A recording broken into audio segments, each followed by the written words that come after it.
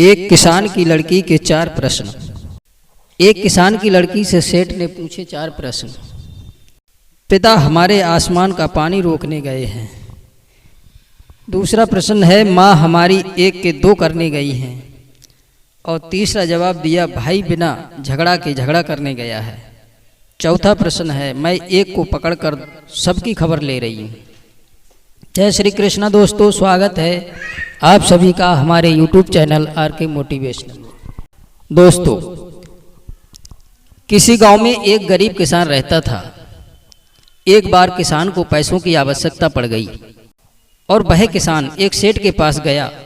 तो किसान ने सेठ से कहा, सेठ मुझे 1000 रुपये की आवश्यकता है, आप मुझे 1000 रुपये दे दें। सेठ भी नेक दिल का इंसान था, उसने 1000 रुपये किसान को दे दिए। किसान ने 1 साल में पैसे वापस करने का वादा किया। सेठ ने कहा ठीक है, अभी तुम्हारी व्यवस्था ठीक नहीं है, जब तुम्हारी व्यवस्था ठीक हो जाए तो मेरे रुपए वापस कर देना।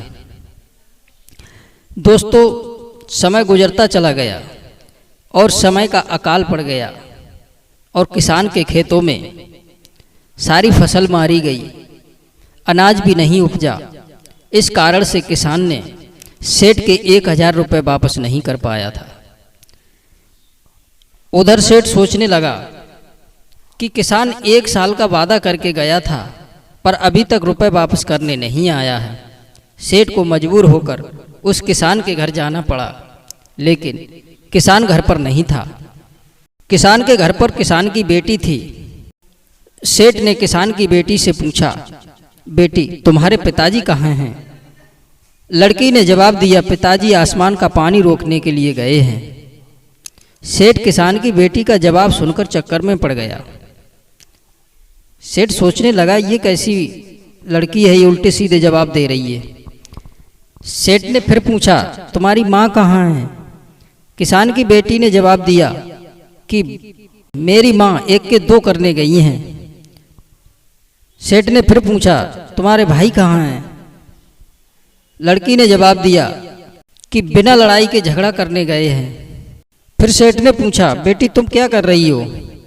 बेटी ने जवाब दिया, एक को पकड़कर सबकी खबर ले रही हूँ। सेठ सोचने लगा ये लड़की तो बड़े उल्टे सीधे जवाब दे रही है। सेठ ने सोचा कि मुझे इन सवालों के जवाब जानना होगा और ये लड़की ऐसे जवाब नहीं देगी, इसलिए मुझे इससे प्यार से बात करनी चाहिए। और सेठ हंसकर बोला, बेटी मैं कुछ समझा नहीं, इनका मतलब क्या है? लड़की ने कहा, इन सवालों का मतलब तो समझा दूंगी, पर तुम्हें मेरी एक शर्त माननी होगी। सेठ को बड़ी व्याकुलता थी उन प्रश्नों को जानने की। सेठ ने तुरंत कह दिया, बताओ बेटी तुम्हारी क्या शर्त है? बेटी भी अपने पिता के कर्ज के बारे में जानती थी कि सेठ के 1000 रुपये मेरे पिता पर कर्ज हैं और मेरे पिता उन्हें देने में असमर्थ हैं। इसलिए यह सोचकर लड़की ने सेठ से कहा कि मेरी शर्त है कि मेरे पिता का कर्ज माफ़ कर दिया जाए तो मैं आपको इन प्रश्नों के जवाब दूंगी। लेकिन सेठ किसी भी कीमत पर इन प्रश्नों के जवाब जानना चाहता था, इसलिए सेठ ने भी कह दिया, ठीक है बेटी मैं तुम्हारे पिता का कर्ज माफ़ कर दूंगा, अब आप मुझे जवाब दीजिए। बेटी ने कहा, मैं इन प्रश्नों के जवाब आज नहीं कल दूंगी। सेठ अपने घर चला गया और सेठ को सारी रात नींद नहीं आई और उन्हीं प्रश्नों के बारे में सोचता रहा और सोचने लगा कि कब दिन निकले और मैं उन प्रश्नों के जवाब जानूं। दूसरे ही दिन सेठ फिर से किसान के घर पहुंच गया। उस दिन लड़की के घर वाले सभी मौजूद थे। लड़की ने सेठ से कहा, सेठ जी क्या आपको अपना वचन याद है? सेठ बोला, हाँ बेटी मुझे याद है, अब मुझे साफ साफ समझाओ उन सवालों का क्या मतलब है? तो लड़की ने जवाब दिया कि सेठ जी सबसे पहले मैंने यह कहा था कि मेरे पिता आसमान का पानी रोकने के लिए गए हैं, तो इसका मतलब ये था कि बरसात के दिन आने वाले हैं और हमारी छत से पानी टपकता है। तो पिताजी उस समय छत बना रहे थे, क्योंकि बरसात का पानी तो आसमान से ही गिरता है, इसलिए मैंने कहा था कि पिताजी आसमान का पानी रोकने के लिए गए हैं। और दूसरी बात मैंने कही थी कि भैया बिना झगड़ा के झगड़ा करने गए हैं, तो इसका मतलब है कि वे झाड़ियों से कांटे काटने के लिए गए थे, क्योंकि झाड़ियों से कांटे काटने पर शरीर में चोटों के निशान बन जाते हैं और झगड़े जैसे प्रतीक होते हैं। सेठ मन ही मन उस लड़की की बुद्धिमानी की प्रशंसा करने लगा। तब लड़की ने कहा, और तीसरी बात मैंने कही थी कि मेरी माँ 1 के 2 करने गई है। इसका मतलब है कि यह चनों की दाल बनाने गई थी, क्योंकि जब चने की दाल बनाते हैं तो एक दाने के 2 भाग हो जाते हैं, इसलिए मैंने कहा कि वो 1 के 2 करने गई हैं।